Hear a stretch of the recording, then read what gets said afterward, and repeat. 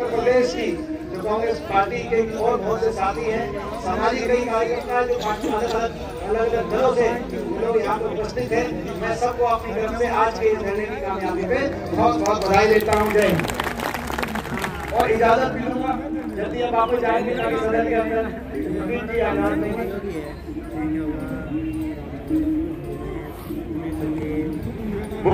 दीपेंद्र सिंह हुड्डा जिंदाबाद, दीपेंद्र सिंह हुड्डा जिंदाबाद, कांग्रेस पार्टी जिंदाबाद, दीपेंद्र सिंह हुड्डा जिंदाबाद, दीपेंद्र सिंह हुड्डा जिंदाबाद, अति पिछड़ा समाज जिंदाबाद, अति पिछड़ा समाज जिंदाबाद, दीपेंद्र सिंह हुड्डा जिंदाबाद। हमने जो सत्र चल रहा है इसलिए हम लोग आए हैं और अभी 5 मिनट बाद एक घोषणा होगी और अगला कदम हम तय करेंगे।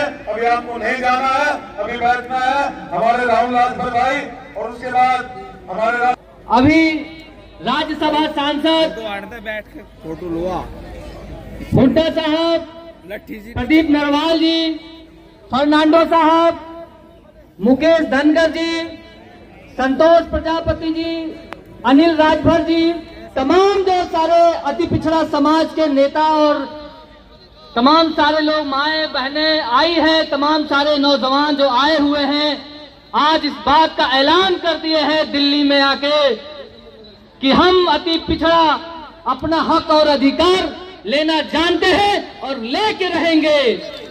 समाज के तमाम सारे नेताओं ने हमें गुमराह किया, कभी एससी का आरक्षण देने के नाम पे गुमराह किया, कभी एसटी के आरक्षण देने के नाम पे गुमराह किया, लेकिन अब समाज समझ चुका है, जान चुका है कि हमारी असली ताकत कहाँ है, हमारी असली लड़ाई क्या है और हम कैसे अपना हक अधिकार पाएंगे।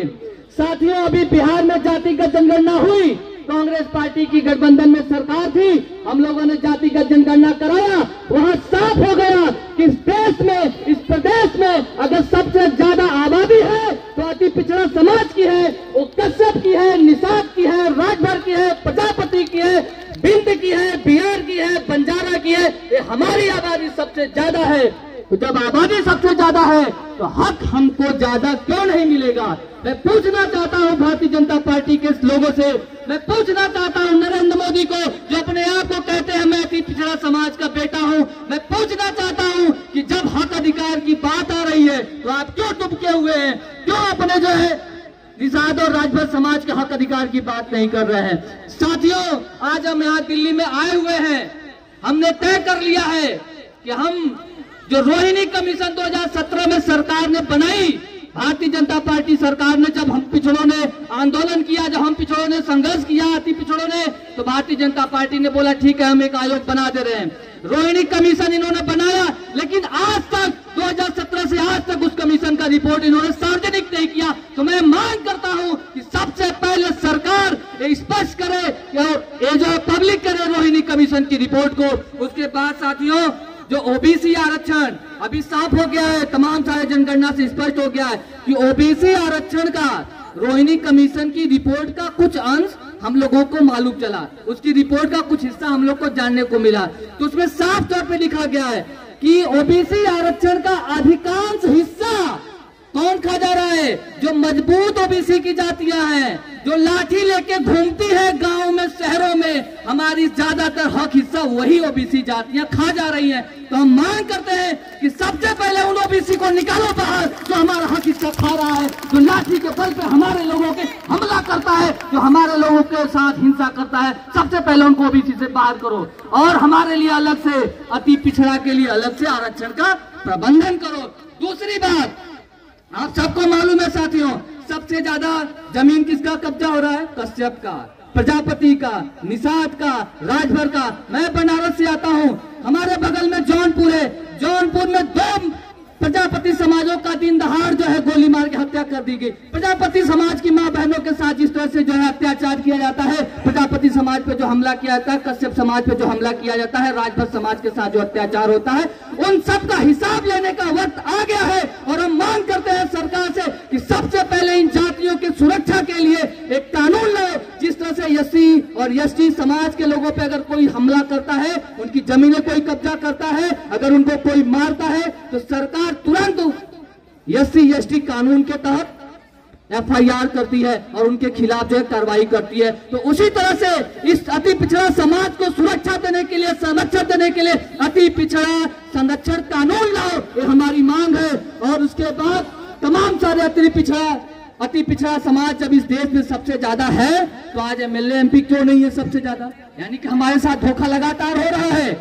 इस धोखे को हमें पहचानना पड़ेगा और सरकार से हम मांग करते हैं कि सबसे पहले आप अति पिछड़े समाज के लिए अलग से संसद और विधानसभा में सीट को सुरक्षित करो। जब सुरक्षित करोगे, आज दलित समाज के लोग कितने विधायक हैं, कितने MP हैं, अपनी आवाज जाके दिल्ली में बोल रहे हैं ना। यही राज्यसभा सांसद जी आए थे, संसद चल रहा है। मैं पूछना चाहता हूँ, इस संसद में कितने अति पिछड़ों का आवाज है? जब आपका आवाज नहीं रहेगा, जब आपके लोग संसद में नहीं रहेंगे, जब आपके लोग विधानसभाओं में नहीं रहेंगे, तो आपके लिए लड़ेगा कौन? तो मैं मांग करता हूँ सरकार से कि इन अति पिछड़ा समाज के लिए अलग से विधानसभा और संसद में सीटों को सुरक्षित करे। ये हमारी मांगे हैं। जाति जनगणना के लिए लगातार कांग्रेस लड़ रही है, हम भी लड़ेंगे और अपने हक अधिकार को लेके रहेंगे। आज आप जब यहाँ जंतर मंतर पे इकट्ठा हुए हैं, सरकार आपसे खौफ खाई। खौफ खाने का परिणाम क्या हुआ? हमारी बिजली काट दी गई, हमें पेट्रोल बना के, डीजल बना के जनरेटर चालू कराना पड़ा। ये हैसियत है। इतने डरपोक लोग हैं सत्ता में बैठे हुए लोग अब आज थोड़ी सी संख्या में यहाँ उपस्थित हुए हैं। लाखों की तादाद में गांव में कश्यप निषाद राजभर रहता है।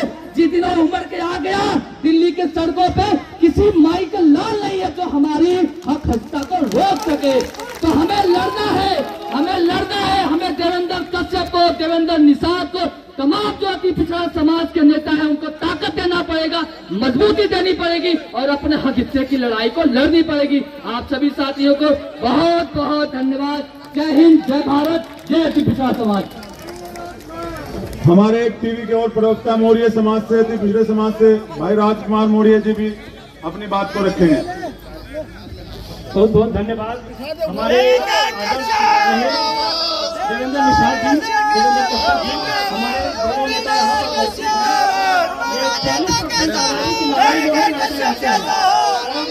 मंच पर उपस्थित और हमारे क्लियर हो गया है।